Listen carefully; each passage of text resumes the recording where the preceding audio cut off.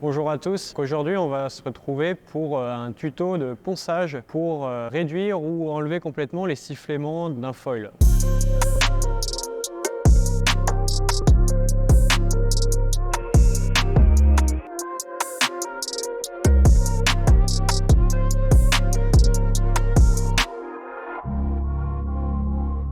Le sifflement, ça peut venir de plein d'endroits différents sur le foil. Ça vient principalement des bords de fuite des ailes, des stabs ou du mât. Ce que je vais vous proposer, c'est un petit tuto pour pouvoir faire ça chez vous de manière assez simple pour que vous puissiez donc réussir à enlever un petit sifflement qui serait gênant en navigation. En termes de matériel, il va falloir des gants pour se protéger de la fibre de carbone, un masque pour la poussière. Ensuite, on aura besoin d'une cale rigide pour poncer de manière régulière le bord de fuite et plusieurs papiers, donc du 240, du 400 et du 800 à l'eau pour la finition. On va prendre donc notre papier et le poser sur la cale, donc il faut s'assurer que la cale elle soit bien plate. Et le but, ça va être de poncer le bord de fuite avec des mouvements très réguliers et à 45 degrés. Donc si vous avez un doute sur l'angle de ponçage, donc là j'ai pris simplement un petit carnet de post-it, donc c'est un rectangle, et les 45 degrés ça va être la diagonale du post-it en gros. C'est pour vous donner une idée, à 10 degrés près ça ne va pas changer grand chose. Ma cale je vais la tenir dans le sens de la longueur du bord de fuite, donc ça va permettre d'être encore plus régulier. Alors que dans l'autre sens, je risquerais de favoriser l'apparition de creux. Donc il n'y a pas besoin de faire beaucoup de mouvements, il faut juste partir d'un bout à l'autre, comme ça, de revenir.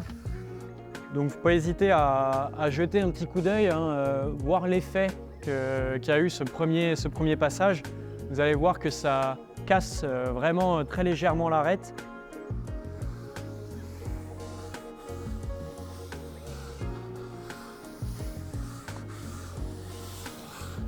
Donc là, j'ai bien cassé l'arête de mon bord de fuite. Donc j'ai une pente à 45 degrés régulière. Quand je regarde bien comme ça, je n'ai pas créé de trou, donc on va pouvoir passer à un grain un petit peu plus fin et recommencer l'opération. Donc là, c'est simplement pour un peu affiner et dégrossir les traces de ponçage du 240.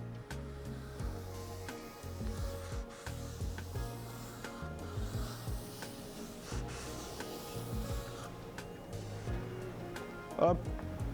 On vérifie à chaque étape, c'est important. Et donc là, j'ai fini en fait de mettre en forme la grosse partie du bord de fuite. Et donc on va pouvoir passer un peu à la passe de finition. Donc ça, c'est un papier à l'eau. Donc je l'humidifie légèrement, il n'y a pas besoin que ce soit trempé. On repositionne toujours le papier sur la cale.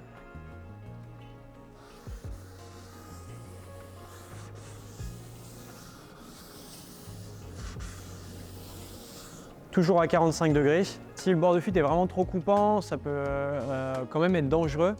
Donc moi, ce que j'aime bien faire après cette dernière passe, c'est que je reprends mon papier à eau, je le réhumidifie très légèrement, et donc je viens juste faire un aller-retour. En fait, je vais utiliser un peu le rond de mon gant, le rond de ma peau, c'est-à-dire que mon doigt, il va un peu englober le bord de fuite. Ça va permettre d'arrondir l'ensemble.